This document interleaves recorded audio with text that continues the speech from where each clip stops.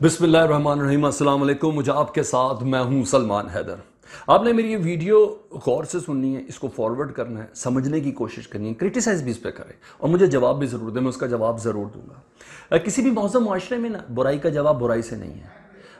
अपनी हाल की गलती को माजी की गलतियों से मुआवजा नहीं किया जाता कि पहले भी तो ये गलती हुई थी, हमने कर ली तो क्या हुआ। गलती गलती है, मिस्टेक मिस्टेक है। मैं आपसे जिस मौजू पे बात करना चाह रहा हूँ वो पाकिस्तान के हुक्मरानों के ऊपर बात करना चाह रहा हूँ कि किस हद तक जहनी मरीज हैं ये हुक्मरान, किस हद तक जहनी पसमानदगी का शिकार है ये हुक्मरान। मैं इस वीडियो में ये साबित करूँगा आपके सामने कि पाकिस्तान के हुक्मरान दरअसल वाकई अशराफिया है। उनके दिल में पाकिस्तानियों के लिए कोई दर्द नहीं है। जहाँ उनका मुफाद होगा कुचल डालेंगे, जहाँ उनका मुफाद होगा चेहरे पर अपने किसी भी आम पाकिस्तानी के चेहरे पर अपना पैर का निशान सब्त करेंगे। जहाँ उनका मुफाद होगा उनके आगे पाकिस्तानी कोई चीज़ नहीं है। इस वीडियो के दौरान आपको इस बात का अंदाज़ा हो जाएगा। अगर किसी को शक है तो मुझे ज़रूर कमेंट्स में आगाह करें। पीडीएम कल जलसा कर रही जी, बल्कि अब जलसा कर रही है और पेशावर में केपी की हुकूमत इजाज़त नहीं दे रही। पीडीएम कह रही कोई रोक के दिखाए। और ऐसे में मैं, हमारे बड़े प्यारे भाई हैं, मैं बहुत इज़्ज़त उनकी करता हूँ, मुसद्दिक मलिक साहब सेनेटर जो हैं, वो कहते हैं कि मौलाना साहब का जो कल का नमाज जनाजा था ना मीनार पाकिस्तान का, उसमें शिरकत करने से लोगों को भी तो नहीं रोका। जब उधर एसओपी फॉलो हुए नहीं हुए तो हम क्यों फॉलो करें। हाँ, वो ये भी कहते हैं एहतियात के साथ एहतजाज भी बहुत ज़रूरी है। ये बड़ी अजीबो गरीब बात की।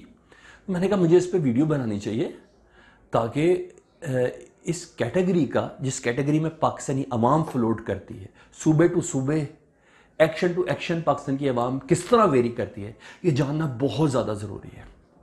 पीडीएम का जलसा होगा, बड़ा तगड़ा होगा। मेरी दुआ है हमेशा की तरह बहुत ज़्यादा लोग हो, बहुत ज़्यादा लोग हों। लेकिन क्या ये होना सही है? वीडियो बनाने का ये मकसद अगर सही है तो हुक्मरानों के मफादात इसमें क्या है और आवाम को क्या मिलने जा रहा है? कोई इलेक्शन होने जा रहा है? जब वायरस का एक बार फिर से शिद्दत से हमला हुआ तो क्या कोई इलेक्शन होने जा रहा है? क्या अगर ये तमाम अपोजिशन के रहनुमा जो एक ज़माने में हुकूमतों के रहनुमा थे, अगर सिर्फ ये कह देते नहीं पाकिस्तान की अवाम की जान को खतरा है, हम जलसा बाद में कर लेंगे, ये दूसरी वेव गुजर जाए। मैं किसी पार्टी की हमायत पे बात नहीं कर रहा। अगर वो ये कह देते तो क्या उनका कद छोटा हो जाता? क्या होगा पेशावर के जलसे के बाद? मैं वैसे पूछना चाह रहा हूं ना। आज पेशावर में जब सब खिताब करेंगे तो उसके बाद क्या होगा?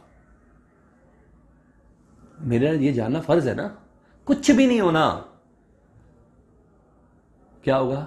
चंद मजीद अफराद शायद जान की बाजी हार जाएंगे, चंद मजीद अफराद इस बीमारी का शिकार हो जाएंगे। अदरवाइज शेड्यूल ख़राब करना इनकी इज्जत के, मेरा ख्याल है, थोड़ा खिलाफ चला। लेकिन आज़ाद कश्मीर में नून लीग की हुकूमत है जी। कल रात 12 बजे के बाद मुकम्मल लॉकडाउन उधर हो गया है। नून लीग की हुकूमत है, तोड़ के दिखाए ना वो। अच्छा, सिंध में पीपल्स पार्टी की हुकूमत है और कराची के बेशतर अजला में लॉकडाउन हो गया है। और हां, सबसे बड़ी बात, ये तो आपको पता ही नहीं चला, हमारी आपकी सबकी पसंदीदा शख्सियत मोहतरमा बेनज़ीर भुट्टो की साहबजादी बख्तावर की मंगनी हो रही है। कार्ड तकसीम हुए हैं। कार्ड्स के एसओपी में बताऊं क्या लिखा हुआ है?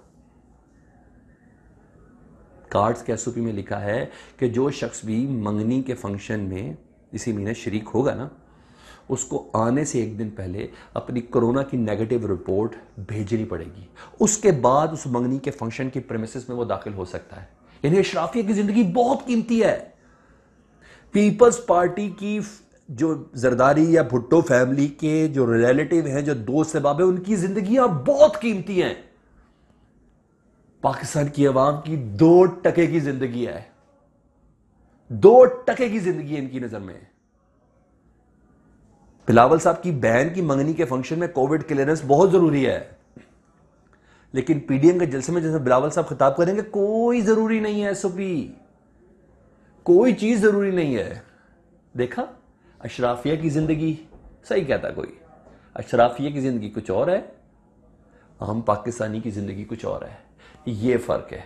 अशराफिया यूं में नोच रहा है, अवाम का यूं खून पी रहा है, उसके खून का रंग भी मुख्तलिफ है शायद, इसीलिए तो दोनों में फर्क नजर नहीं आ रहा। एक और मिसाल देनी थी, पब्लिक अकाउंट्स कमेटी का ना इजलास हुआ था 3 रोज पहले। ख्वाजा आसिफ साहब ने बताऊं क्या कहा था? ये कह के इजलास से उड़ गए थे कि मेरे 5 दोस्तों को ना कोविड हो गया है और हमें एहतियात करनी चाहिए, इसलिए इस इजलास से उठ रहा हूं। और सिर्फ पब्लिक अकाउंट्स कमेटी की वजह से ख्वाजा आसिफ ही नहीं उठे थे, पीपल्स पार्टी के भी तमाम अरकान उठ गए थे कि उनको जान का खतरा लग गया था कि कहीं ये बीमारी हमें लाहक ना हो जाए, कहीं इस बीमारी से हम मर ना जाएं, कहीं इस बीमारी से हम अफेक्टेड ना हो जाए। लेकिन पाकिस्तान की अशराफिया ने अवाम के लिए कहा है, नहीं, बीमारी में तुम्हारा शामिल होना जरूरी है, हमारा फायदा हो या ना हो, ये जलसा होगा, तुम मरो, जितना मर्जी मरो, जैसे मर्जी मरो, पाकिस्तान की अशराफिया को इससे कोई कंसर्न नहीं है। क्या इन वजूहात की बिना पर पेशावर की अवाम बचे ना बचे, लेकिन अशराफिया जो कहती है कि अवाम के साथ हमारा रिश्ता क्या है, ये मुनाफिकत नहीं है? क्या मुझे और आपको जज करने में कोई प्रॉब्लम है? कोई प्रॉब्लम है? फिर क्या कहेंगे तीसरी ताकत, फिर क्या कहेंगे बैरूनी ताकत, फिर क्या कहेंगे एस्टेब्लिशमेंट की वजह से हुआ है। और क्यों कर रहे हो ऐसे?